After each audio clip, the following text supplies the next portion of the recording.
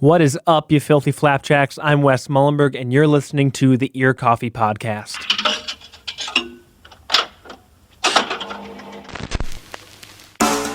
For our absolutely legendary 11th episode, I talked with Spelt Melk Collective, a jazz fusion quartet based out of the Minneapolis-St. Paul area. The group just released their debut album, Title Redacted, a couple weeks ago. We talked about the group's origins, how they compose their wicked tunes, and what it's like being a jazz group in a primarily guitar-driven music. Fortunately, the group's bassist, Henry Breen, was out of town, but that did not stop me from having a great chat with Orion, Ari, and Jack. This is my interview with Spelt Melk Collective on the Ear Coffee Podcast. All right, let's just start with some introductions. Like, what's your name and what do you play? I'm Ari, I play keys and synth. I'm Orion, and I play alto saxophone. I'm Jack, and I play drums. And I'm Henry. The bassist is Henry skipping. No. Yeah, he's not with us. Dearly departed. Yeah, dearly departed bassist. Yeah, rest in peace. Just to be clear, he's not actually dead. For let the record state. Who may or may not be listening. Mm-hmm. Yeah. So, kind of keeping it introductory, how did you each get started on your respective instruments? Well, Yeah. I had two brothers who played drums, and they're like 35 and 20 something. And but you know, I've grown up around drummers. My uncle's also a drummer, and that doesn't explain why I play keyboard. But anyways, I started playing drums when I was in kindergarten, taking lessons. And then when I got older, I picked up guitar and then bass and then piano. And just like in the last year or two, I got serious about piano because I was like, hey, jazz is cool, but I fuck guitar. So that was my process. And I started playing saxophone in like 7th or 8th grade, and I never really took it seriously, and then I decided to go to SBCPA, which is the school we all go to, and that's kind of when I decided to start taking it seriously and like actually practicing. But throughout my family, there hasn't really like ever been any other musical people. My grandfather actually was a piano player, and he was pretty famous. But Herbie Hancock. Okay. I never knew him, but this decision to go with music was kind of my own interest. Yeah, respect that. I played like guitar for a while. I can still play guitar. And then my cousin had a drum set, and when I was like 10, I asked him if I could have it because he never played it. Or no, he got a better one. I forget. And then I started playing drums, and here we are. I got better at drums faster than I could get better at guitar, so I decided that was probably the way to go. Good call. Yeah. Yeah. All right. So you said that you all go to school together. Were you guys like in an ensemble there, and that's kind of how you all like met, and then I'm guessing eventually decided to form the group? Yeah, so kind of the way our school works is there's like your academic classes and then your art classes. And we're in the instrumental program. And for people who are in the instrumental program, when we started going there, you had two options, which was orchestra or jazz. And we were all in jazz together, but so the three of us have been playing together since like freshman year. We're all about to be seniors. Mm-hmm.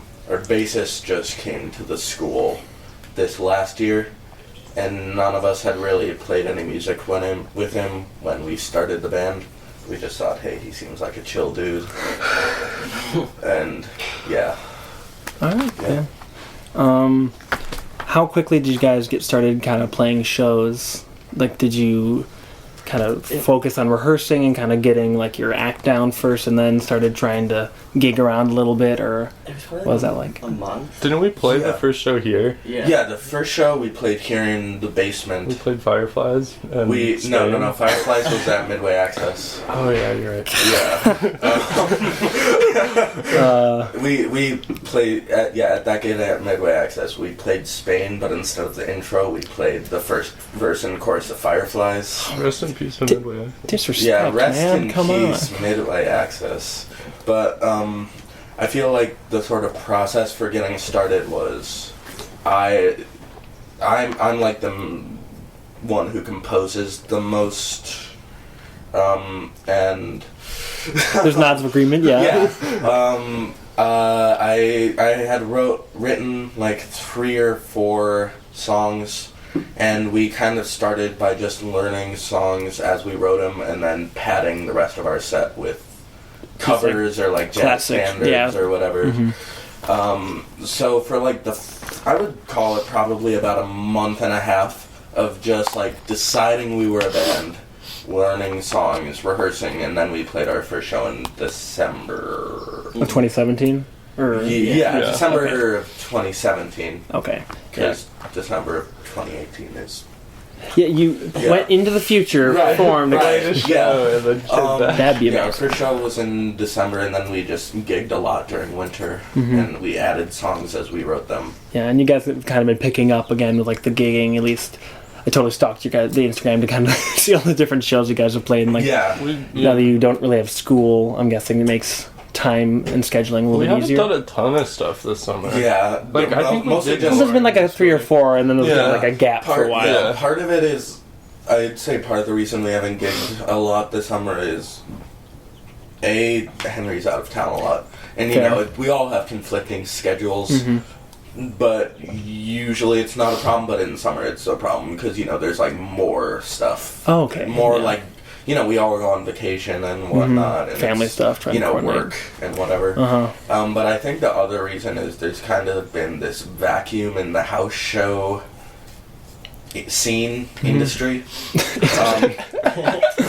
where there were like 5 real popular house venues at least kind of in the circles that we play in. I really don't know anything outside of my experiences. Yeah. But there were kind of 5, and then, you know, like 4 shut down.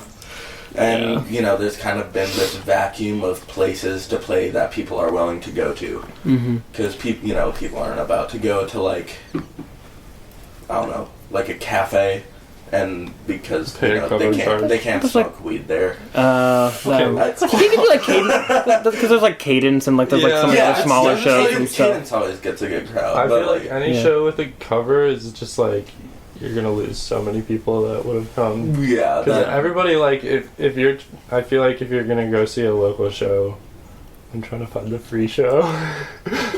I mean, I've gone to a couple shows at like the Kitty Club, which is obviously a bar, and like they advertised the cover and then they just kind of didn't take it. So like, given that, since you guys are still in high school, are you like most of the shows are like the kind of more traditional venues? Are those kind of cut off to you guys? Like they're like, oh, you guys are too young. If you've even tried to get at those places. What did we try? We tried Black Dog. Black Dog, which is weird weird because they do youth jazz night and they won't. But they just never got back to us. Well, that kind of sucks. It's not that they won't. I think it's just that a lot of these places are super bad about communicating. Yeah. Ironic. Yeah, you're right. And also the guy who we emailed about it was actually the same guy who I was telling you about earlier, who forgot to send us those contracts twice. Oh. A really cool place that we played that isn't a house show is Jazz Central in Jazz Minneapolis. Central. That's another place where they like advertise a cover, but then it's like a suggested donation. Yeah, those are nice. That's the setup. Yeah, I appreciate that because like you don't have to feel bad if you can swing like $10, but also if you can, it's like support some local artists. Yeah, yeah. But I think really the only place we've contacted so far where we've been turned down because of our age was probably the Amsterdam. They do mostly like 21 plus shows. Yeah. It's like just because there's a bar. It's that's been bugging me until I became 21. I'm like, right. It's a stupid cover. Yeah. Also, First Avenue turned us down. Unfortunate, yeah. Next year we can dream. Right. Yeah. Next year we can legally go in there, finally. I thought those are 21 plus shows. Well, 7th Street's usually like 21 plus. 7th Street and Tuesday. First Ave is all ages sometimes. Oh, nice. That's Yeah. nice. Mm-hmm. That's nice of them to ban everyone but people who are 18 from their very popular shows. Mm-hmm. What's it kind of been like playing a lot of shows with kind of bands that are in very different genres? Like one that I noticed that was recurring a lot is Sapphire, and they're completely different. Like, I love their new single, but it's very different than, like, you guys did like a show with Clean Tramps, Torquemada, a lot of these other kind of like Torquemada and Sapphire are both from our school as well. Okay. Yeah, they both. So they're all played at like our good friends of That's ours. how the kind of connection came. Yeah, Okay. they're all good friends of ours. Okay. What's that kind of been like, though? Just kind of handling, just playing such a varied genre of music. Like, you guys are playing jazz fusion pretty much, and they're just doing like more like synth pop, indie rock, the kind of more normal house show stuff.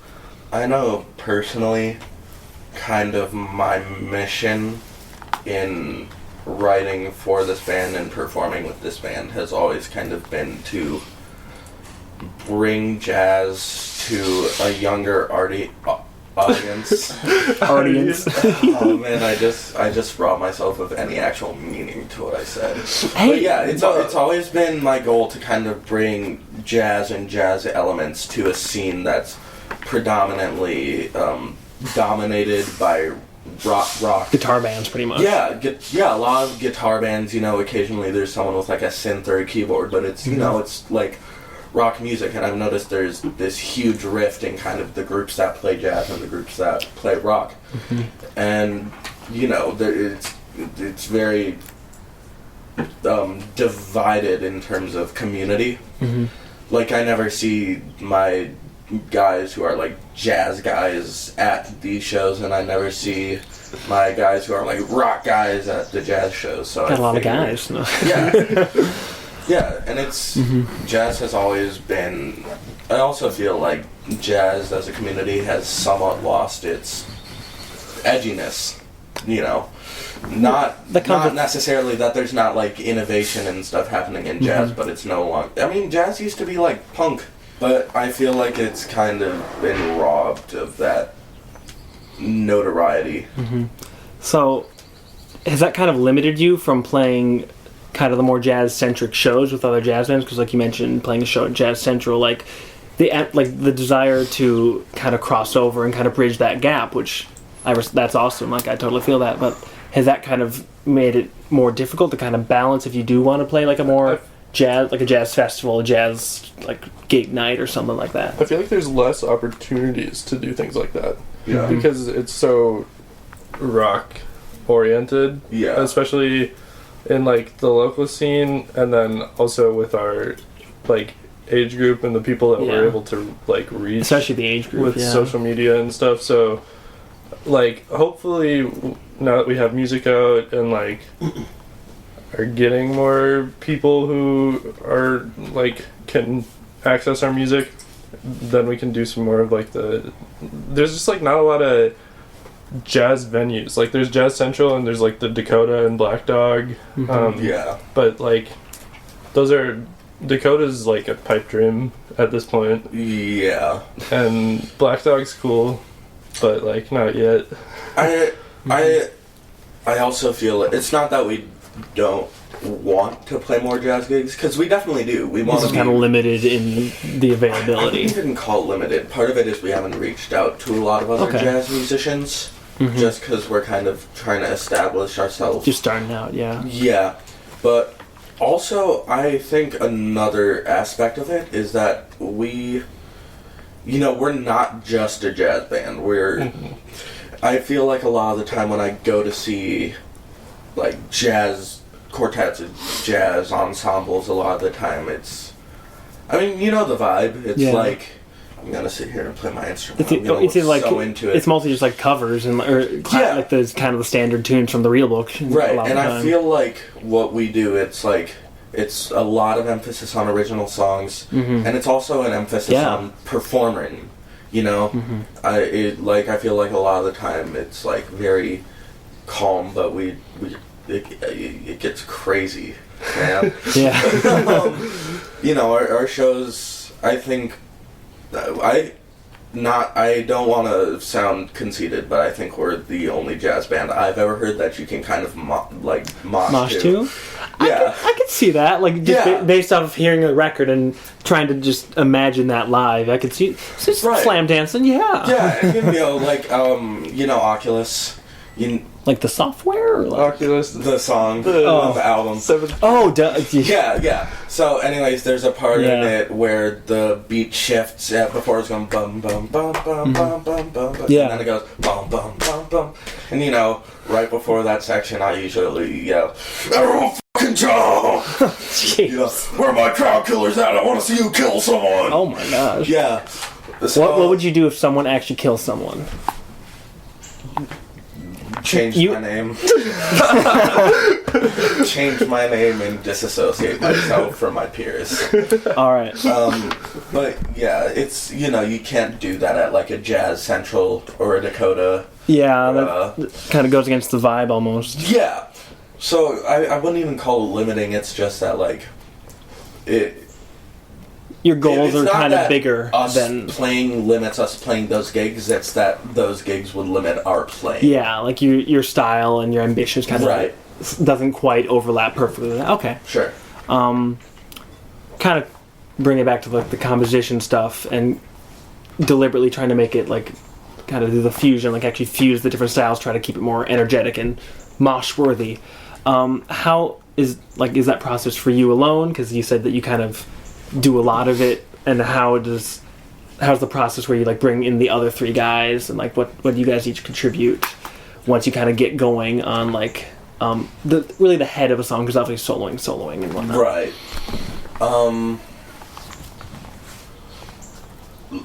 So like fusing the genres or just like what's your composition process? Yeah, okay.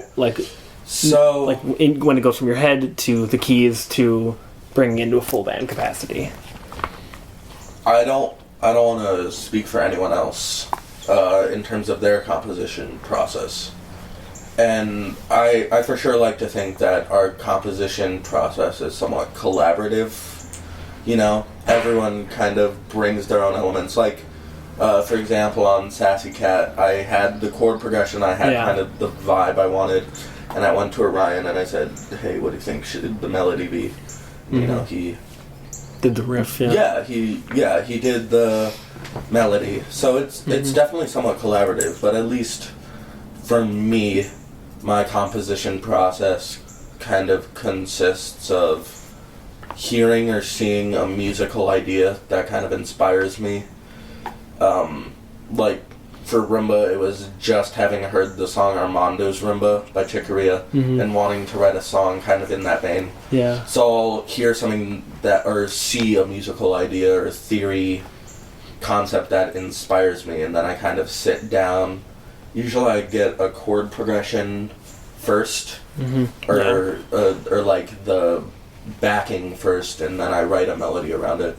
I'm a very non-melodic thinker, I think, very much as a rhythm section, which is both kind of makes sense. Yeah, a fault and also a virtue. Yeah. How did you kind of come up with some of like your lead riffs or whatnot? Because like on Rumba, on Sassy Cat, on a lot of the tracks, it's like the saxophone lead. Because you're kind of you're out front, kind of just playing a lot of like the melody stuff as the one horn in the ensemble. I think like what I was saying before is that Ari does a lot of like the structure, like a lot of the feel for the song, and the chords kind of. And the chords, and for some of the songs even like Roomba, Ari wrote the melody for that. Oh, that's so good. But I think like for some of the songs it was more collaborative, but I think Ari isn't giving himself enough credit because he wrote like a lot of the melodies for a lot of the songs. But like a lot of times also he'll bring me a melody and then I'll like try to like accentuate it or add like my own kind of takes on some of the ideas that he already has there. Like for Sassy Cat, I don't really know what happened. I just remember like we were sitting down and I just kind of played that and I was like, that sounds nice, and I'm like, okay, I'll keep that. Very simple, love it. I feel like the way it happened was I was only playing the chords on the piano so you could find a melody, and you're like, wait, what's the bass line again? And I played it, and then you're like, well, what if it's like kind of similar to the bass line? And then you played the bass line though with its own rhythmic structure and like your own kind of flair to it. Maybe. I don't remember exactly. That sounds right. That sounds like how it happened. That sounds believable. We'll take it. Yeah. Jack, what's your composition process? So I can't read music, so Ari will send me sheet music, but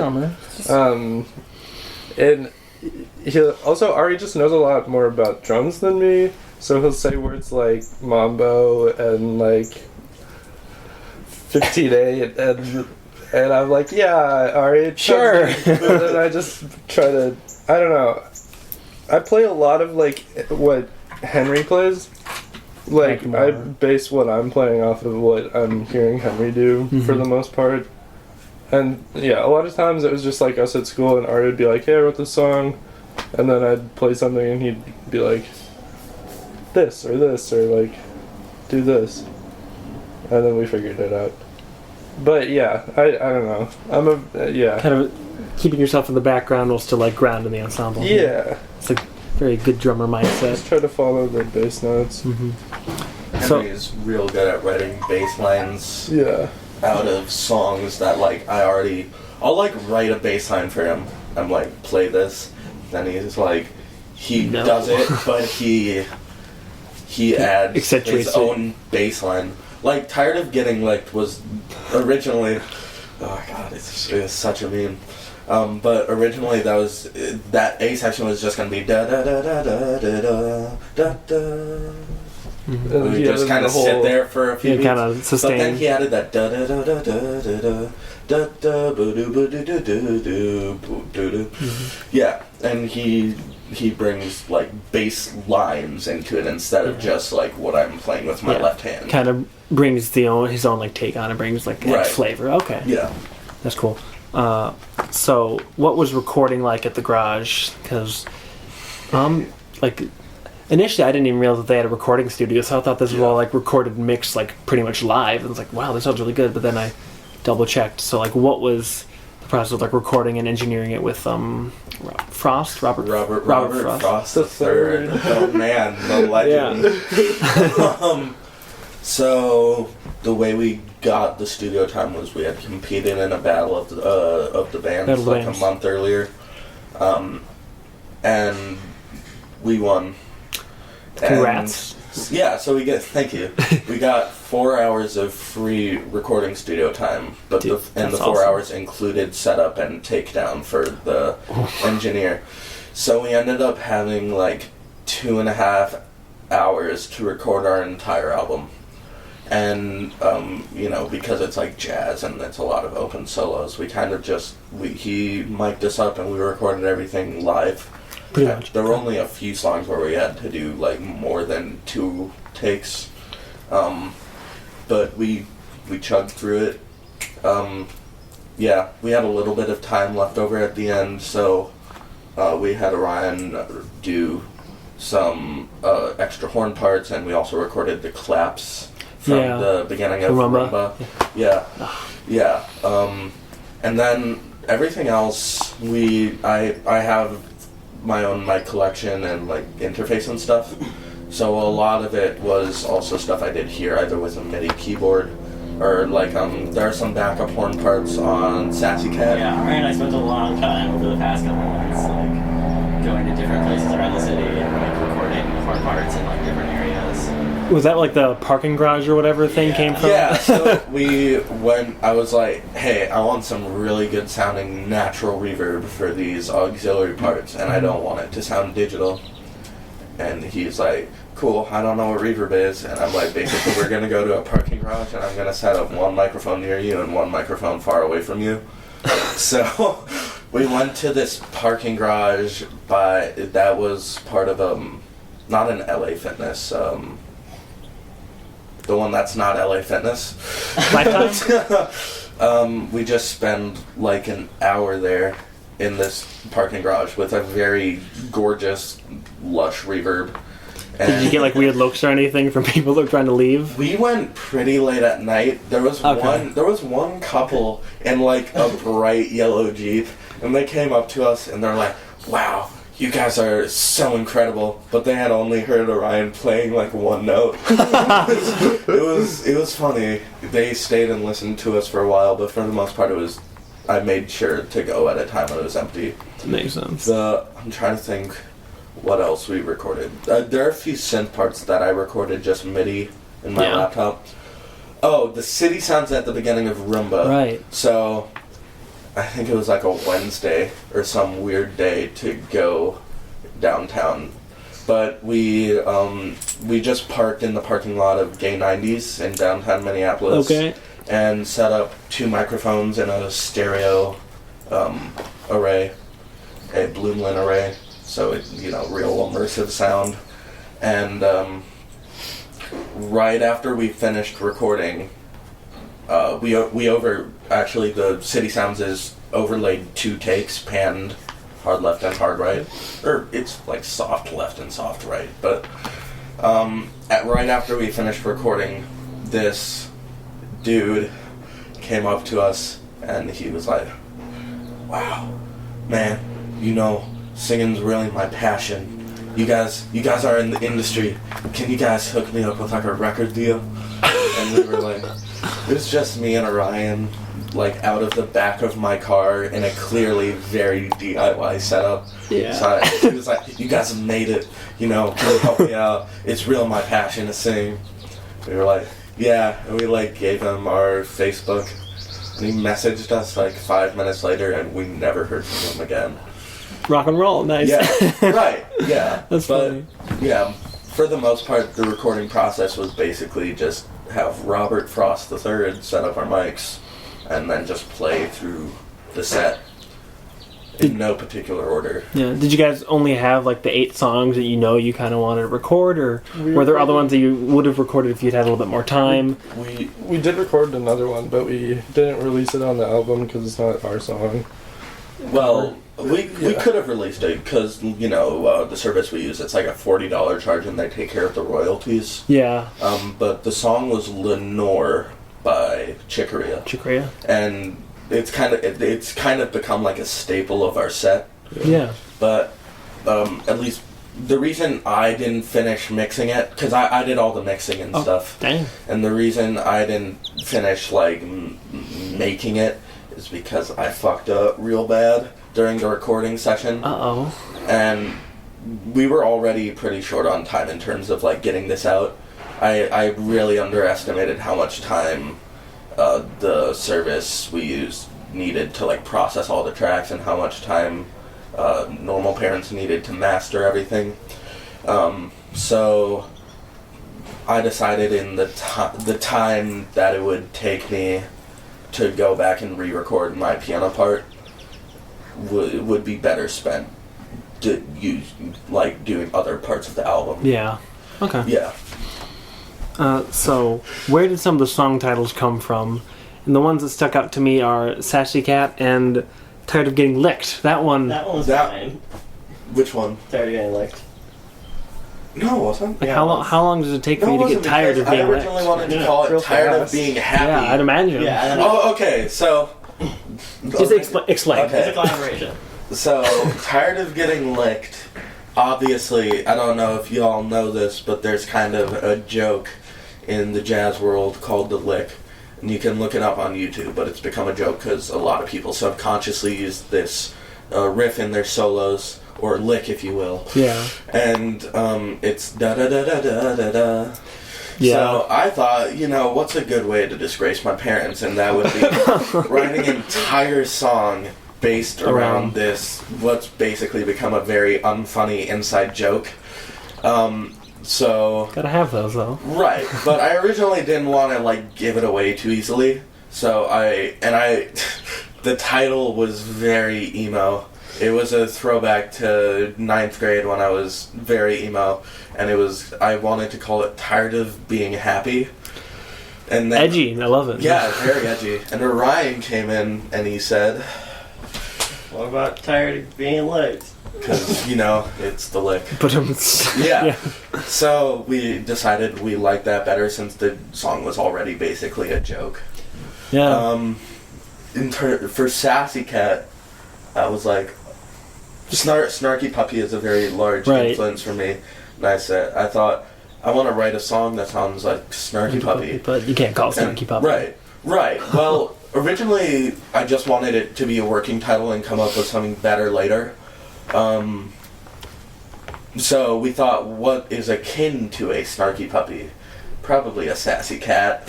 And, that was going to be the working title.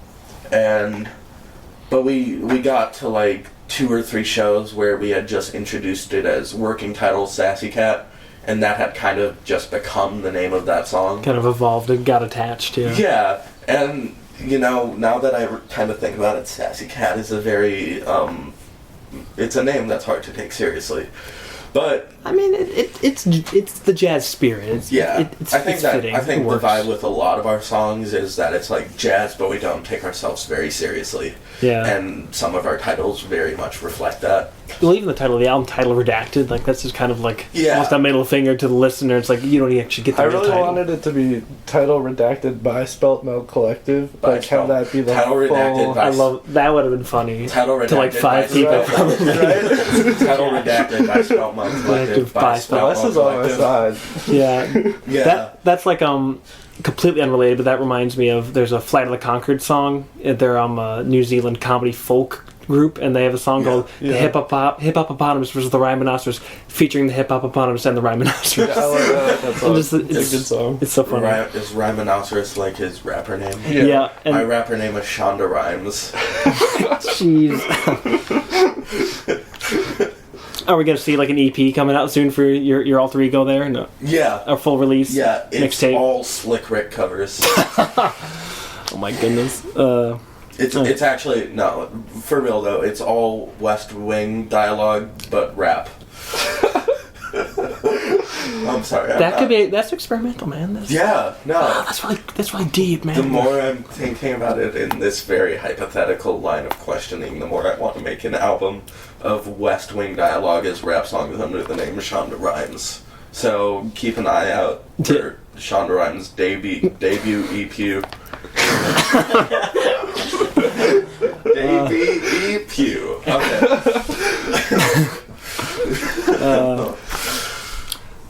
Alright, so kind of in the general musical style, like what are your most specific kind of influences, both musically and aesthetically?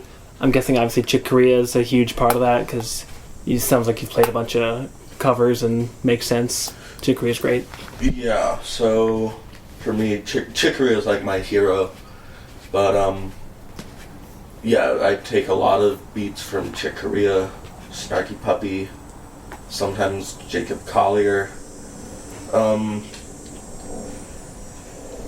Someone recently compared us to Bad Bad Not Good on Reddit, which I'm talking about you guys on Reddit? Jeez. Yeah, one of our friends posted the album on Reddit, and nice. I think we got like some listens from that because I was looking at the countries on like our Spotify, and we have listeners in like Germany and stuff that I would never expect people to listen to our album, but I guess Nathan's in Germany. And I had never really considered Bad Bad Not Good an influence when people used to ask me like, oh, what are your influences? But now I definitely see how they influenced me. I feel like it kind of can also just be a surface level thing. They're like, oh, you're jazz, they're jazz. Yeah. There's gotta be a connection there. Yeah. But yeah.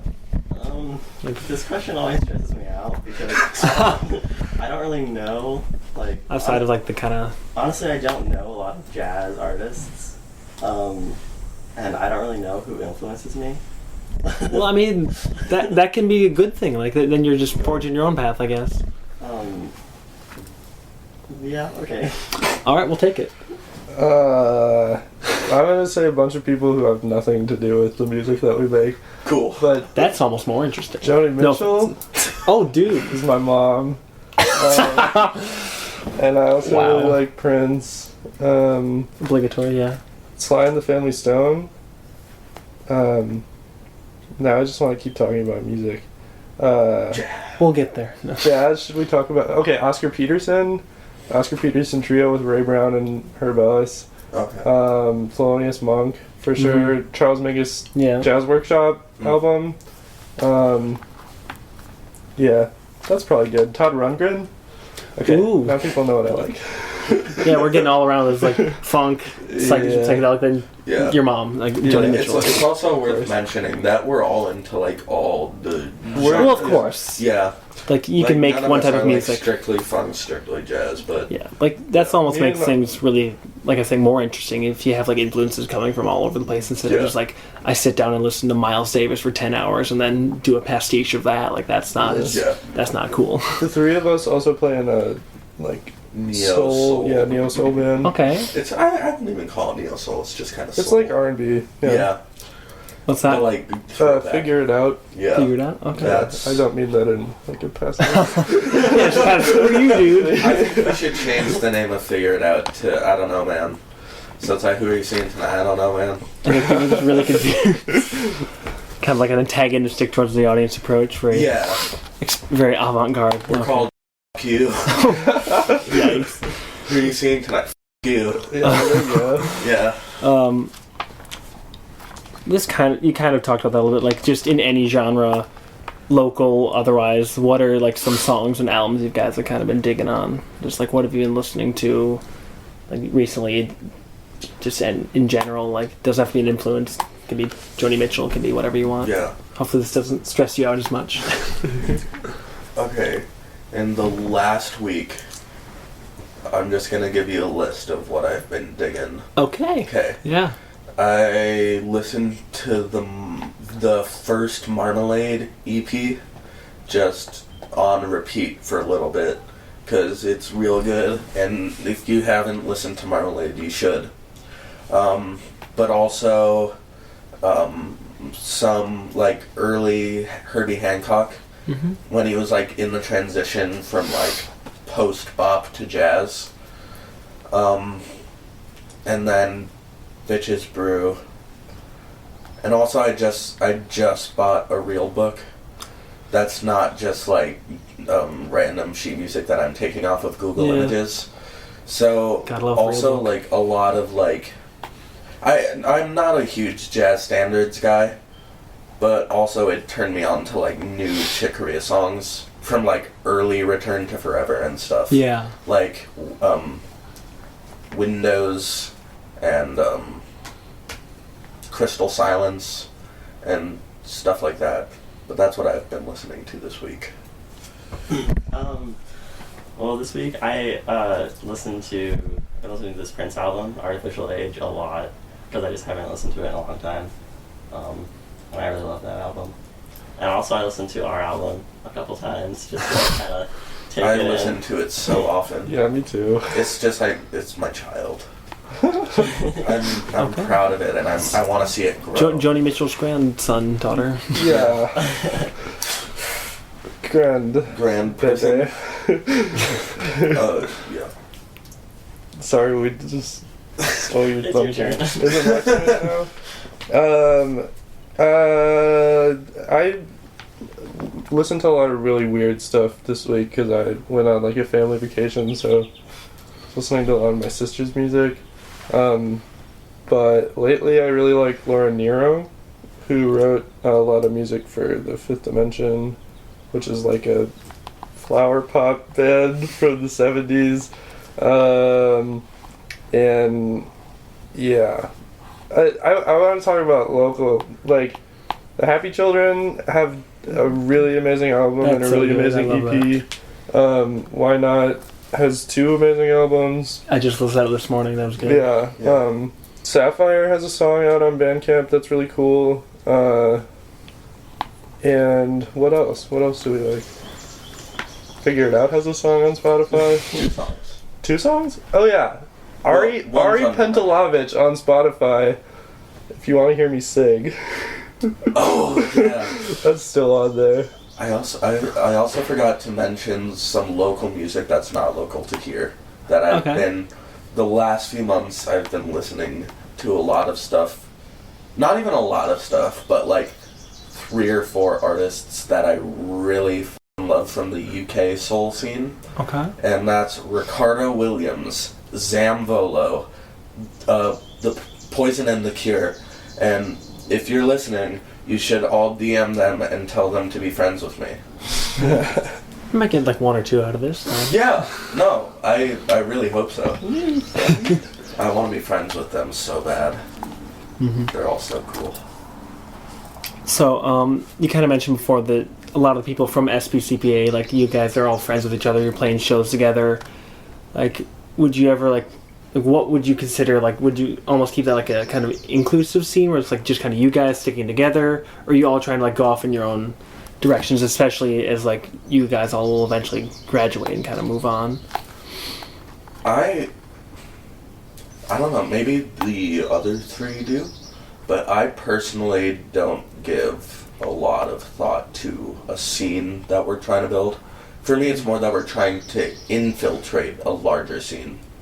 Okay. Really, the only shows we've ever played where it was like shows with SPCPA bands. I mean, definitely there's been shows where we've been invited to play with like Sapphire or Torquemada or someone. But our album release show was the other 3 artists we got were all people who went to school with us, and that wasn't originally going to be the case. We reached out to some other bands, and they either weren't available or they had a show like a day later and didn't want to oversaturate. And we were gonna have this rapper from I want to say right? no, I think Rockford. Oh. Rockford, Illinois? Yeah, I invited him, and the reason I know him is because we're both Ancoms on Instagram. So we kind of connected over that, but he got mono like 2 days before the show. And he was gonna bus up, and he was like, I don't want to take a bus for like 8 hours to get to Minneapolis. Yeah. So we ended up inviting like another person who goes to school with us called Joe Nowhere, and so it just kind of ended up being like that, at least for our album release show. But it was, I think I definitely liked it because like when we were playing the album release show, it was like definitely like the vibe of the room was just like so like Positive. Chill and friendly, yeah. Yeah. And I mean, as much as I like kind of expanding our audience by playing with bands that I might not normally play with, it's also really fun to just like play for your friends. Totally. Because I mean, there were definitely new people there, just from like people we had played a show like a week earlier, and we were like, come to our show.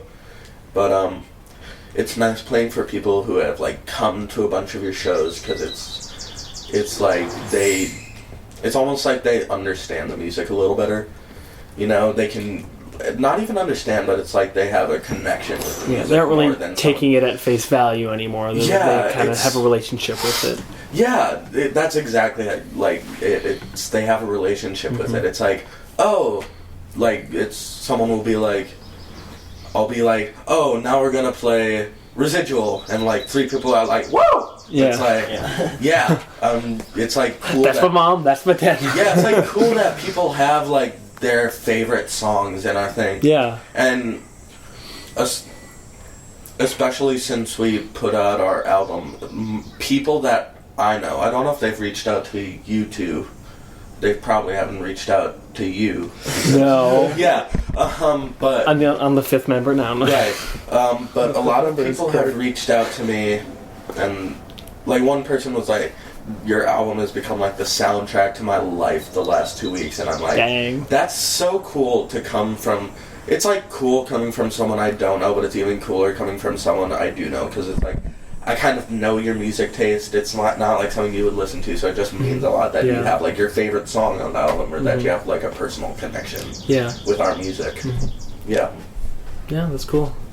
Kind of, I guess the last kind of wrap-up question, what do you guys have coming down the pipeline? Like you mentioned earlier, you have some shows with your sub-bassist before Henry returns from the Beyond. And you've been working on some new stuff. Like, what's in the works for you guys? Well, okay, so I mentioned we're playing a show August 2nd and another one August 4th. Right. And I think I mentioned that we're playing a festival. Mm-hmm. Beyond that, we don't have a whole lot lined up, but you can stay posted to our Instagram for updates, or our Facebook if Jack ever updates the Facebook, because Jack's in charge of the Facebook. I mean, I don't want to speak for them, but I'm excited about the prospect of a second album. I've already This year even, or maybe because it depends on recording. I've already I suppose. started writing songs. I have like 3 or 4 that are ready, and like maybe 2 more that are like still in the process. In the works. Yeah, but I think like on the way to the album release show, we started talking about a second album. We decided we wanted it to be like more collaborative. Yeah. You know, Okay. with this last album, a lot of it was kind of, you know, I come with a mostly written song, and then it's like people contribute certain elements, but I want it to be more like songs that are co-written. Yeah. Especially with Jack and Orion, because Henry's the other person who writes like songs. He wrote Residual and Green and Purple. But I definitely want to collaborate more on the writing with Orion and Jack and get like more input, because it's like a collective. It's not a band. It is. It is a collective. With this, more stuff that's gonna change is with this second album. We're thinking about bringing in more people, not necessarily as like core. Just kind of like people. featured musicians, like playing like 1 or 2 songs or something. Yeah, because you know it would be cool to do more intricate horn arrangements or more intricate stuff. So I think it might be cool for like studio stuff to get a larger group, but then for live shows do stripped down arrangements, kind of. And yeah, that's what we have coming up. All right. Stay tuned. Stay tuned. All right. Well, thank you very much, guys. Thanks for having us. You can listen to Spelt Melk Collective's album title Redacted on the music platform of your choice right now. Make sure to follow the band on Instagram and Facebook, and check out one of their upcoming gigs if you're feeling the spirit of jazz upon you. I'm Wes Muilenburg. This has been and will continue to be, until the inevitable heat death of the universe, the Ear Coffee Podcast.